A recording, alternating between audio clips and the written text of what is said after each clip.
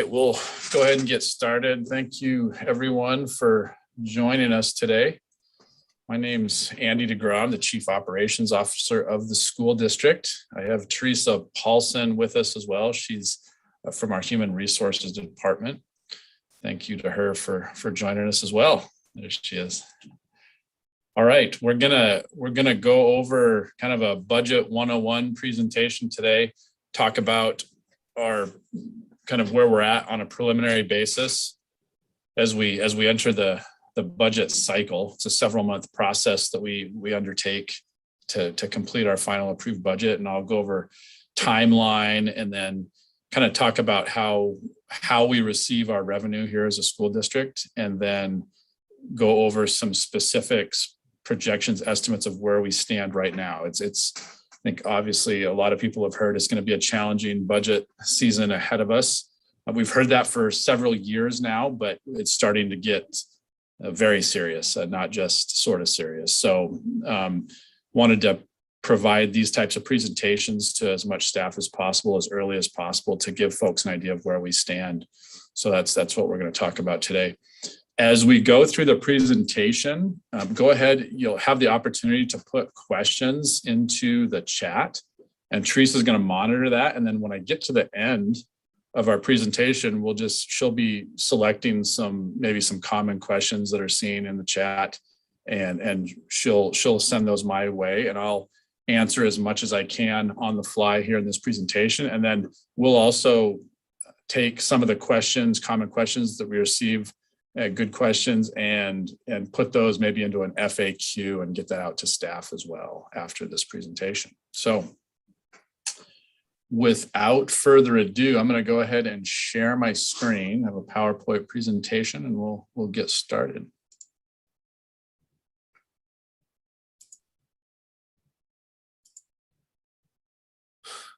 And I'll look for a thumbs up from Teresa to confirm that worked. All right, sounds good. We'll get going. So just before I jump into the presentation, I just kind of want to up front talk about the challenges that we face in a general sense, and then we'll get a little bit of detail within the presentation. We like I mentioned earlier, we've heard for quite some time, about, it seems like every budget season is a challenge, right? And they have been for several years now. But as I mentioned earlier, the challenge has grown critical here this year. And so I want to, like I mentioned, I want to have these presentations and reach out to staff and provide information as much as I can. I'm a big believer in transparency and open channels of communication, both ways, two-way communication, to make sure folks can understand as much as possible the challenges that the district is facing.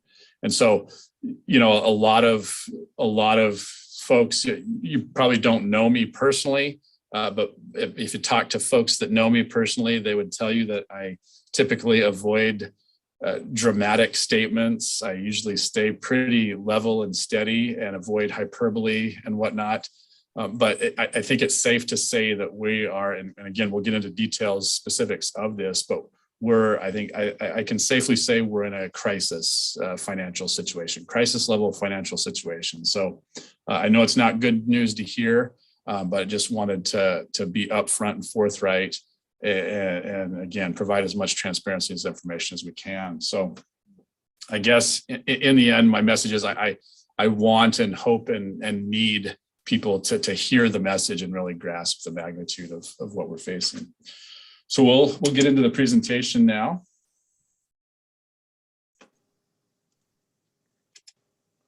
All right, so we'll start out with timeline.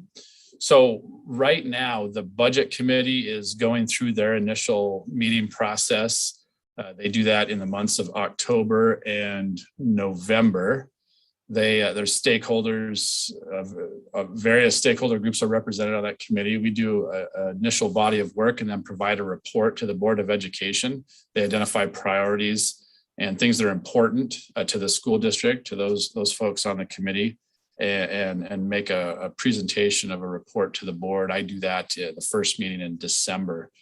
Also in the months of November and December, schools, departments, and programs, various areas of the district put together their proposals, their budget proposals for their departments, and they present those specific budget proposals to the superintendent through mostly the month of December. Then in the months of December and January, the superintendent works with myself and folks in administrative services. The accounting department helps me, and Sandy Weaver, my assistant, does a lot of work towards putting together the first version of the budget. So that's called the proposed budget. That's version number 1. And we present that budget to the Board of Education on February 1st. And through the months of February and March, then the board, quote unquote, works that proposed budget. So they have regular meetings, they have work sessions. We have various channels of social media that we get information out on that proposed budget. And it's an opportunity for stakeholders, staff, parents, community members, anybody who wants to chime in and give their input and feedback on that proposed budget, they have the opportunity to do so. So again, work sessions, testimony at regular board meetings. We don't always do surveys, but oftentimes we do surveys on social media to gather feedback as well. So it's stakeholders' opportunity to chime in on that budget, and the board receives that and can make adjustments to the proposed budget. And then at the end of March, they approve the second version of the budget, which is the recommended budget. And that recommended budget then goes across the river to the borough. And they are, in that recommended budget is incorporated a request of what's called the local contribution. And that's the funding that we receive from the borough.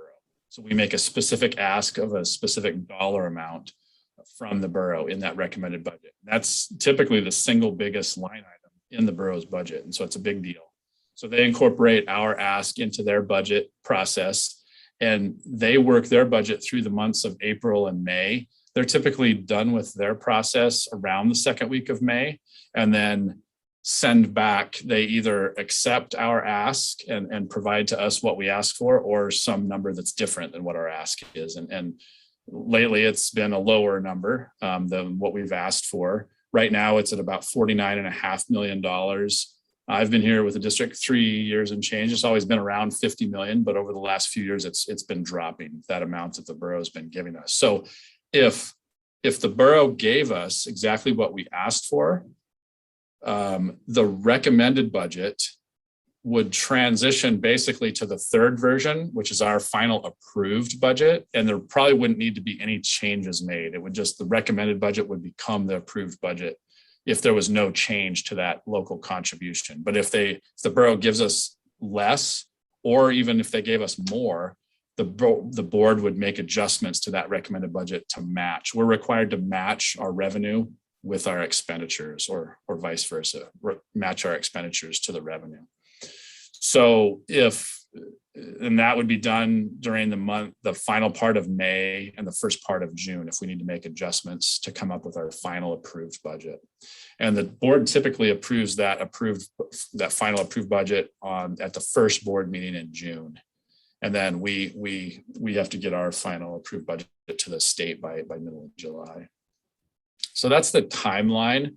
And again, it's going to be a difficult budget process this year. And so it's good for folks to know the timeline, so to see when there's opportunities for advocacy and to provide input with thoughts and comments. So next, I want to just take a minute and go over our funding sources. It's kind of a side note on this. Our revenue in other places around the country, school districts oftentimes have the ability to raise. They have different ways to raise additional revenues. If they have revenue challenges, there's ways they can raise more. Here in the state of Alaska, school districts we're 100% dependent on these three sources that you see on your screen. We have federal, state, and local revenue, and I'll go through each one of those here in a minute, but we don't have any ability to raise any more meaningful amounts of income or revenue aside from these three sources. So we receive the revenue based on our enrollment, and that is our revenue. We don't have any other opportunities to increase those revenue levels. So important to point that out. We'll start out with federal revenue. This represents usually around 8 or 9% of our total revenue dollars. The main source of that is item A, impact aid. And that's revenue received for military connected students that mostly live on Eielson Air Force Base and Fort Wainwright. So the borough has the ability to levy property taxes on residences and businesses around the borough. They don't have that same ability to levy those property taxes on base and post on Eielson and Fort Wainwright. So the federal government provides impact aid payments for these military connected students in lieu of property taxes that the borough is not able to assess. And so that's the nature of that impact aid revenue. And then there's Medicaid, some Medicaid reimbursements we get mainly in our special ed department, and then funding for our JROTC programs at our high schools. Our state funding is the bulk of our funding. It's approximately 65%, so 2/3 of our funding. And the main bulk of our state funding is through the foundation funding formula or foundation model.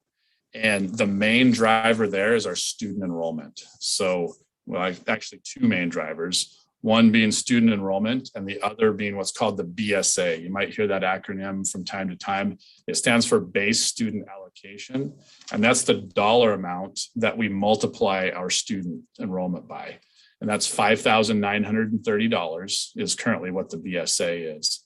And so a side note there is that $5,930 has remained static now. We're going into the 6 consecutive years of no increase to that base student allocation. And so obviously that's creating financial stress on the district. Our costs are increasing every single year, and the main 2/3 of our funding is staying static. And then with reduced enrollment, which I'm going to go over in a minute, it's actually not staying static, it's actually dropping significantly. So there's other items there in our state funding, TERS and PERS on behalf. Those are dollars we receive from the state to support our retirement programs for staff. And then our on-base contract we receive to run base located schools. And then finally, our local funding, it's about 25% roughly of 26% of our total revenue. And the main source there is the local contribution that I referenced earlier, what we ask for in our recommended budget. And there's a required minimum that the borough is required to provide, and then there's a maximum allowable that they're allowed to provide. And the required minimum is about $33 million for this year, and the maximum is a little over $60 million. So they're right in between there. They're above the minimum, but not to the maximum. So, and as I mentioned before, right now it's at about $49.5 million. And then other local revenue, we receive rebate, building rentals of our buildings. We receive rebates from GVEA, for example, and then we run our P card program for purchasing, and we receive cash back rebates on that program. So those are our funding sources.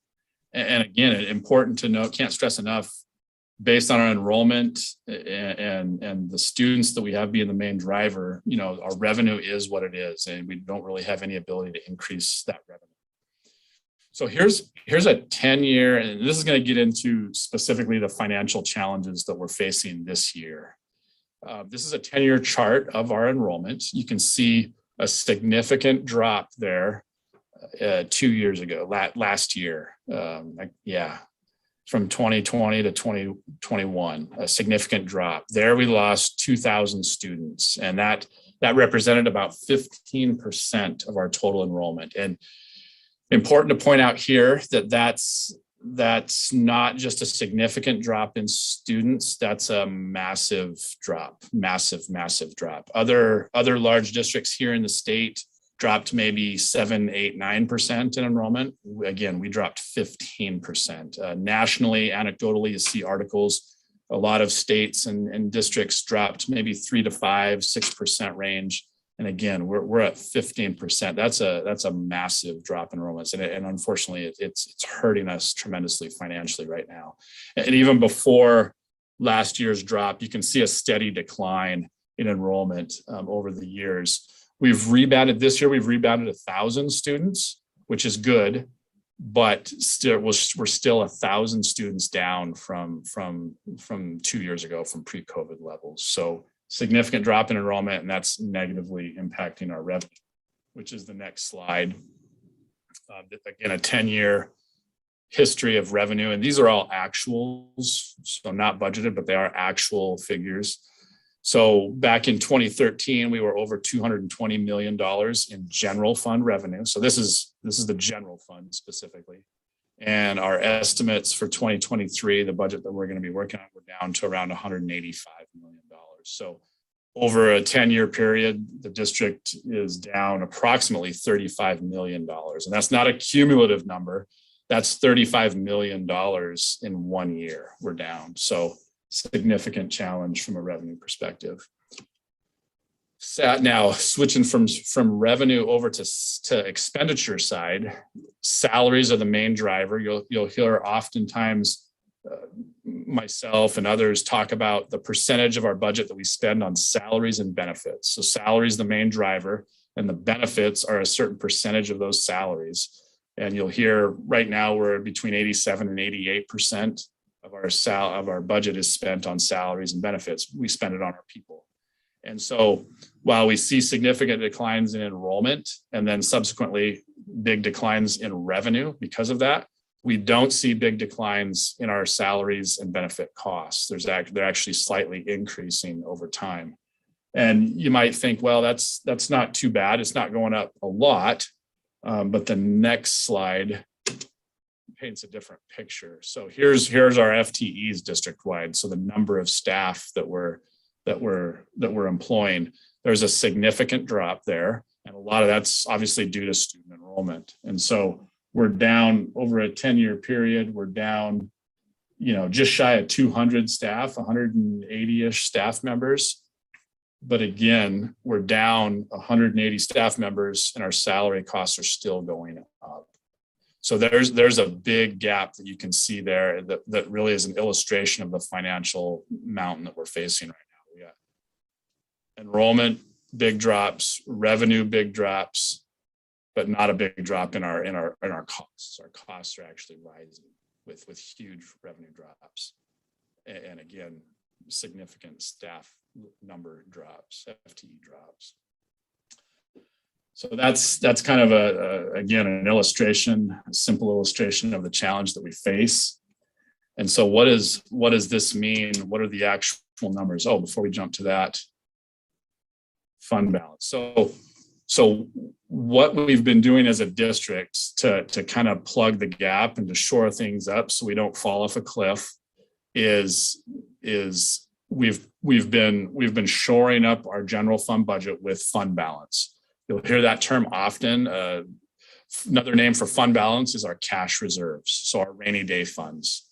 And you'll see back in 2017, 2018, we had sitting on the sideline about $33 million for a rainy day fund. And there was some controversy here locally that some people had the opinion that was too much money for a school district to be holding on the sideline. I'm here to say that it 100% was not too much money to be held by a school district.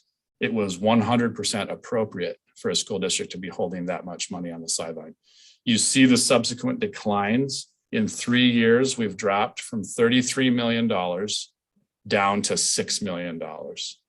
So, and just to give context, some people might say, well, $6 million is plenty for a school district to be holding on to. That's a fair point to make. However, $6 million represents approximately 1.5 weeks of expenditures in the school district. So 1.5 weeks is not a big buffer for a school district our size to have on the sideline. And to kind of further the point, we spent, so last year when we lost the 2,000 students, we held harmless 100% of our staff of 100% salary and benefits at the same time that we lost funding for the students that we lost. And that cost, this district spent approximately $11 million out of our cash reserves to keep staff harmless and to continue to pay 100% of our salaries and benefits. If we had experienced the student loss related to COVID with a $6 million fund balance, we would have had to have laid off hundreds of employees because we wouldn't have had the funds to pay for the salaries and benefits for those employees.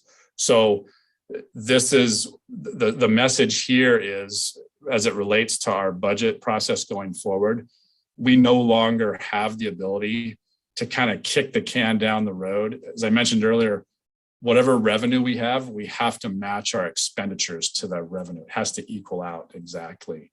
And in the past few years, we've been using our cash reserves as a revenue source to bridge the gap. We've had more expenditures than revenue. And to get our revenue up to equal our expenditures to avoid cuts, we have used this fund balance, these cash reserves to plug the hole. And unfortunately, we no longer will have that luxury to be able to plug the gap with cash reserves because they're gone.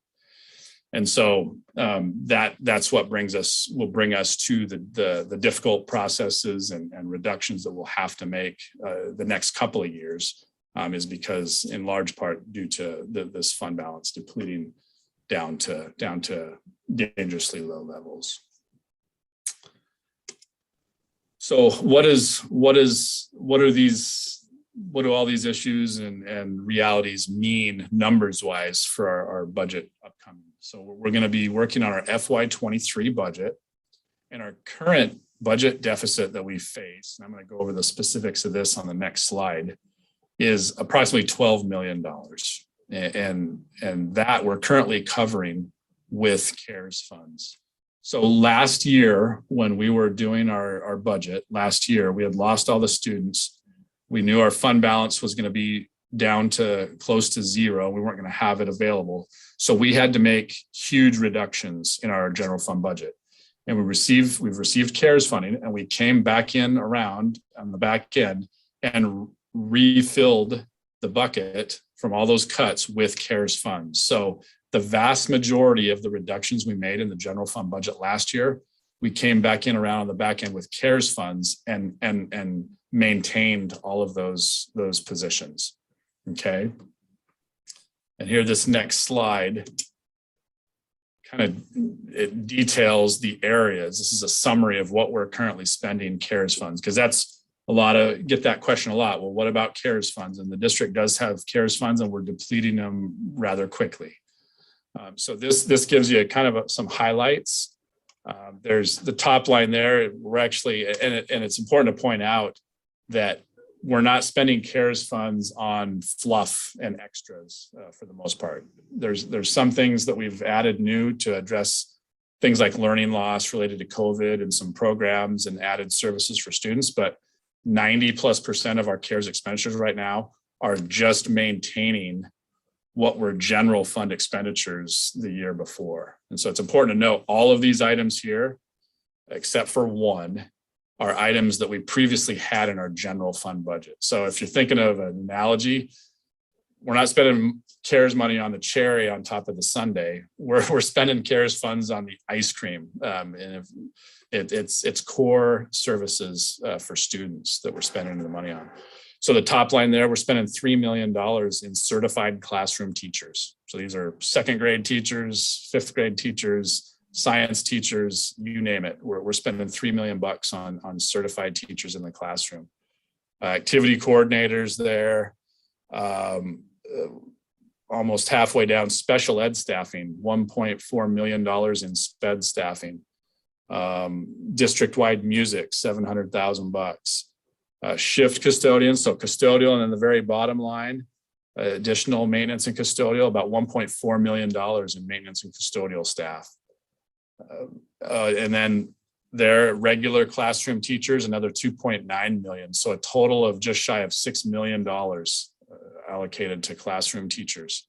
And then our e-learning program, that's one item that wasn't in the general fund budget prior, but we've stood up an e-learning program here for students to learn remotely.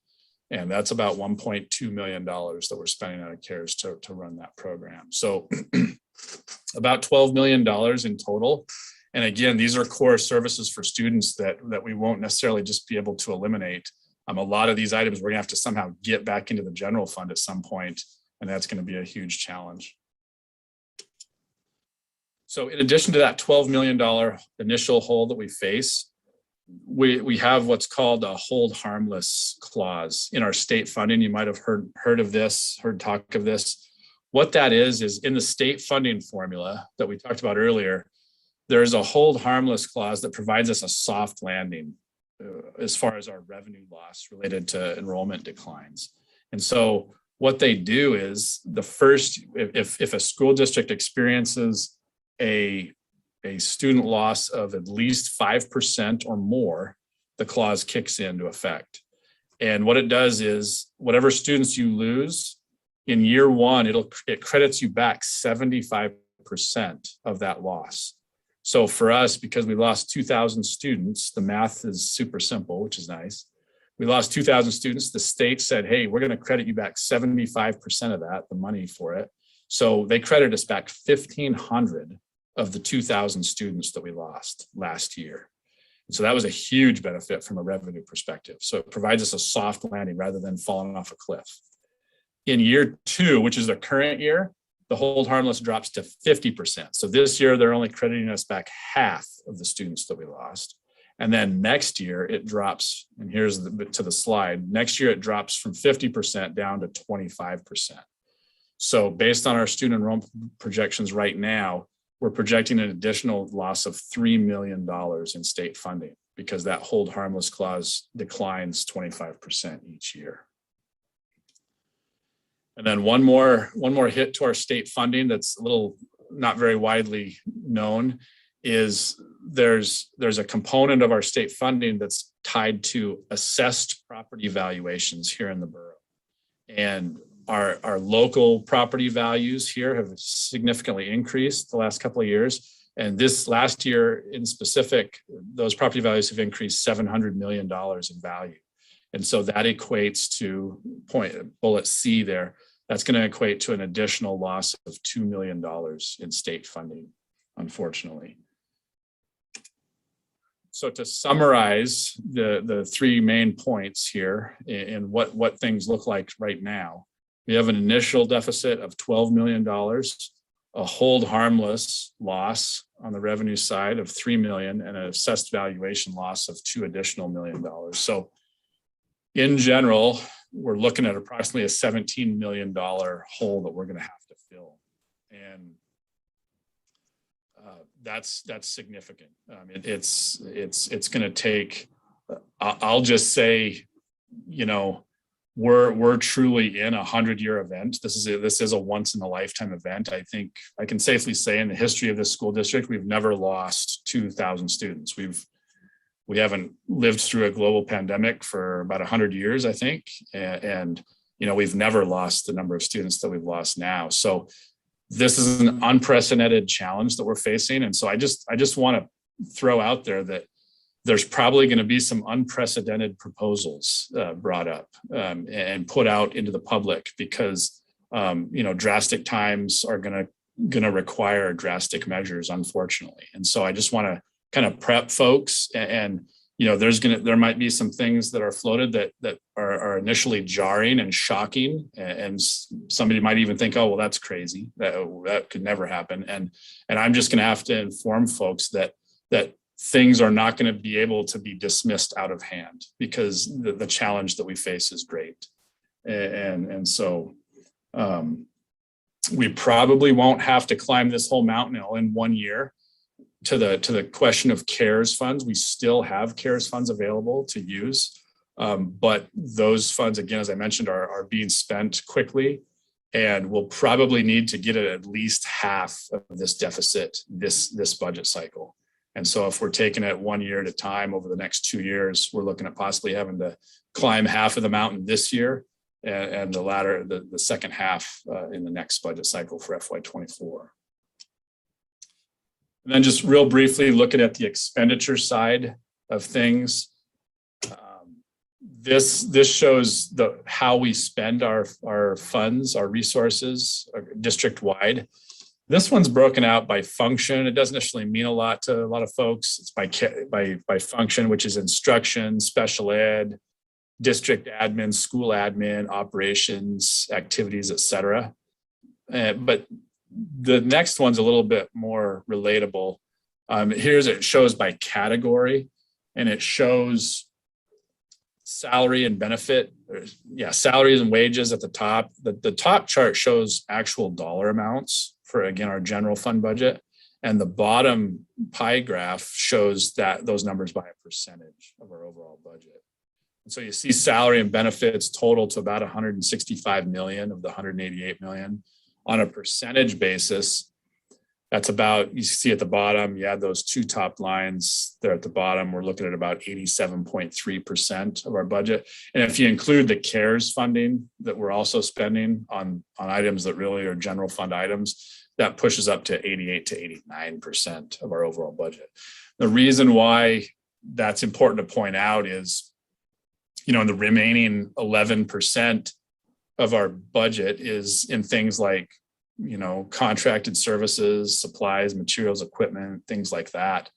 There's things, contracted services, those are a big chunk of those items are in our special ed department, where we need services for students that we can't provide as an organization. So we contract out with other organizations for those services. There's not really a lot of area for us to reduce in those areas.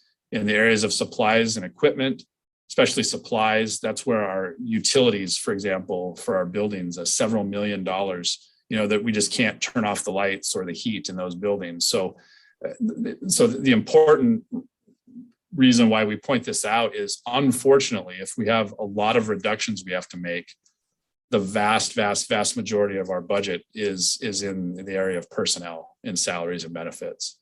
And so that's where, unfortunately, the majority of those reductions are going to have to be made. So that concludes my slides. I just want to, before I make a final statement, do we have any questions?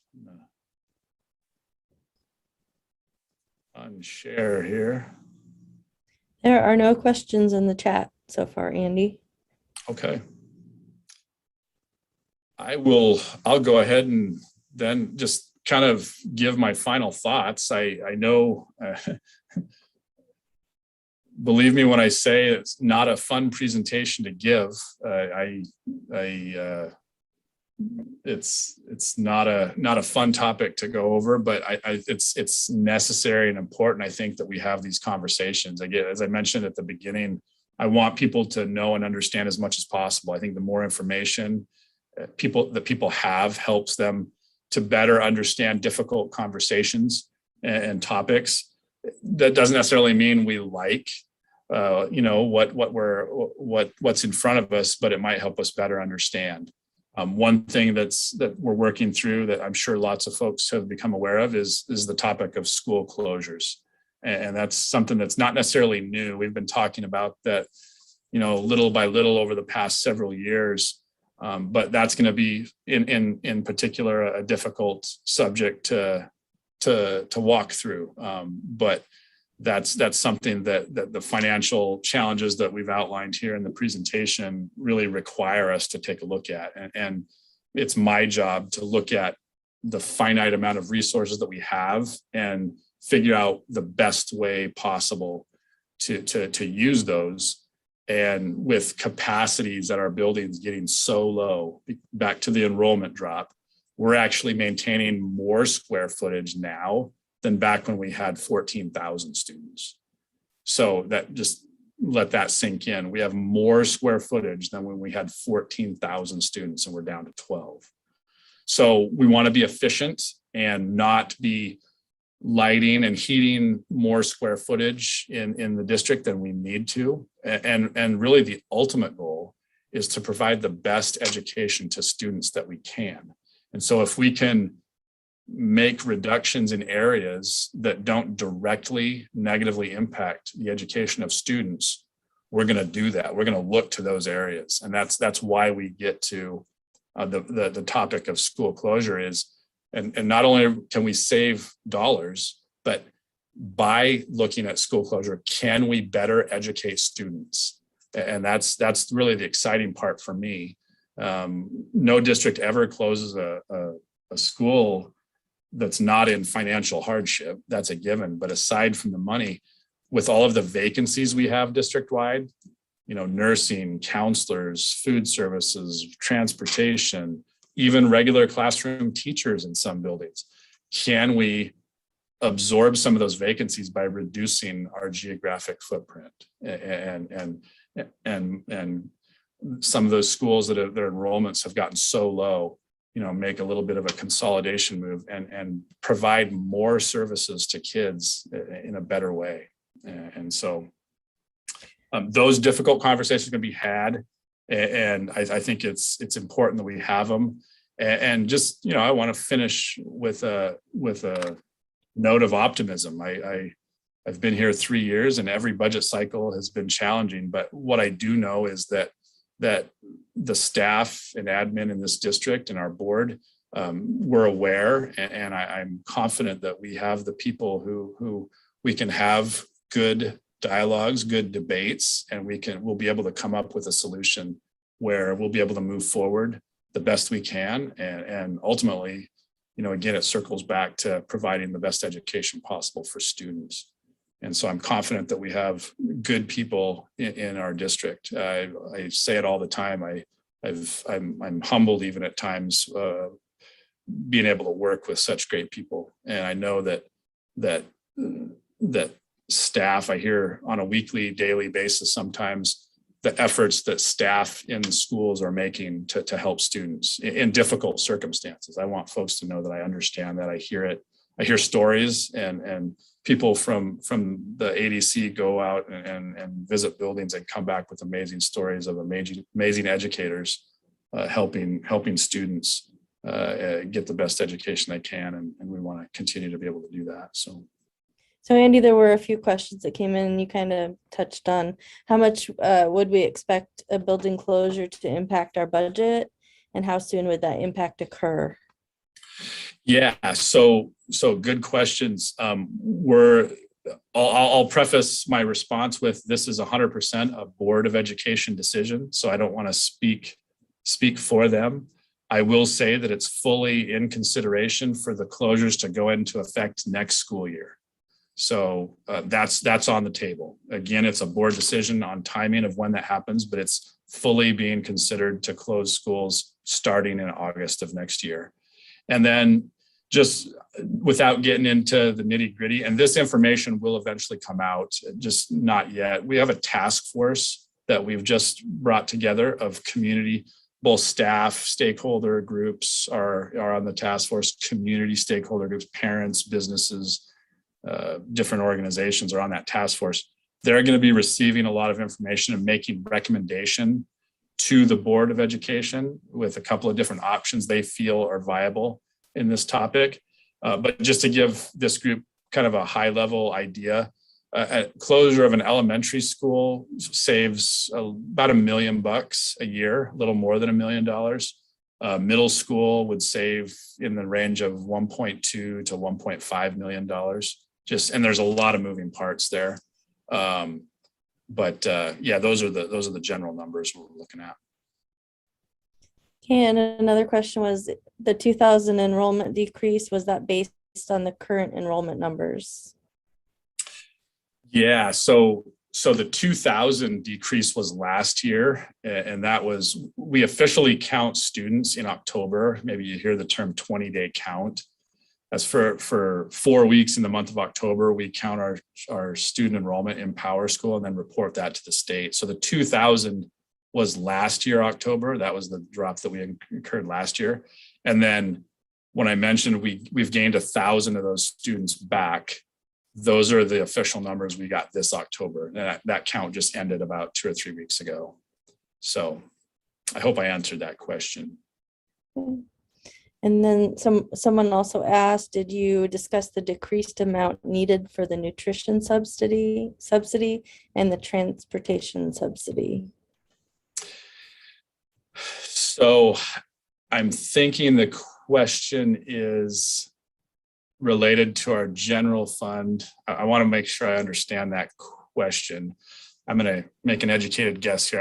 I'm guessing they're asking about the subsidy from the general fund to our transportation and food services fund. And yes, we have, by necessity, we have reduced the transportation. Okay, good. Yes, we have reduced the transportation subsidy down to 0 at this point.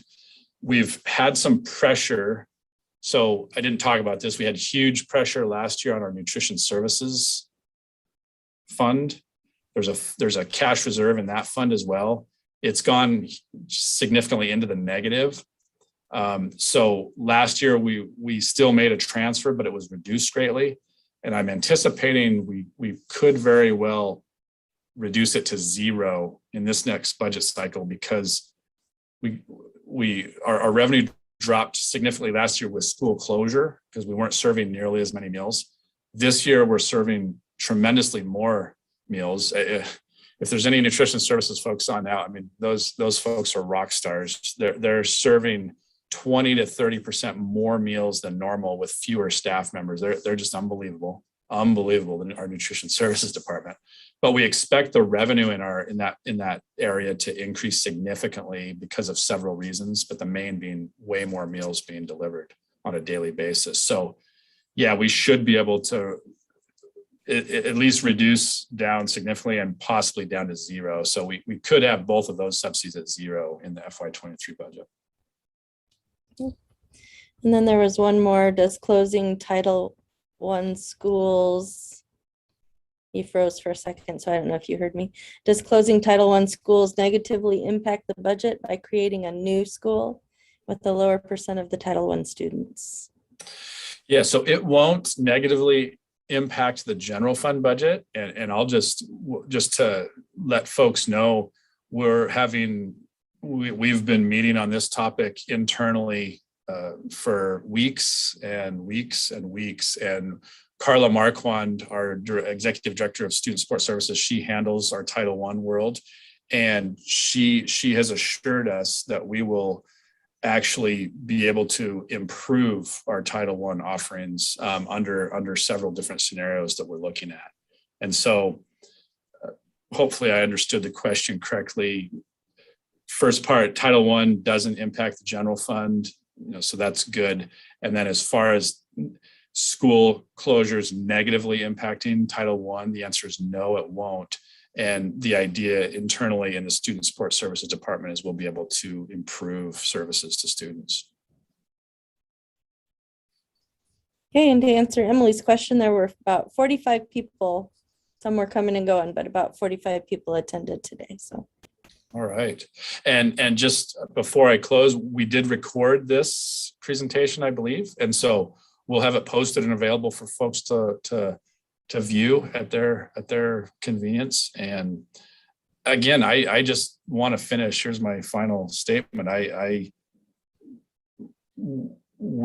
am acutely aware of the efforts being made by our school district. I'm very proud to be a part of the organization, and I'm aware of and know the efforts that are being made. And so that makes the difficult challenge that we face from a budget perspective all the more difficult. But again, I'm confident that we'll be able to get to where we need to be to move forward and relooking at how we do things and doing things in a less costly manner. And oftentimes you can find things where you can do it for less cost and it's better for kids, and so I'm really confident we have the people to tackle the challenge and to move forward successfully. And so again, thank you to everyone out in the trenches doing what you do. You're very much noticed and appreciated. So hope everybody, this was, sorry. including the budget committee. Yes, yes, including the budget. Very good process that we went through with the budget committee. So I look forward to making that presentation to the board. We'll be doing that at the first December meeting, regular meeting in December. So if you're interested in that, tune in at that meeting, and hope this was informative for everybody. I appreciate you joining us for some time today. Have a nice day.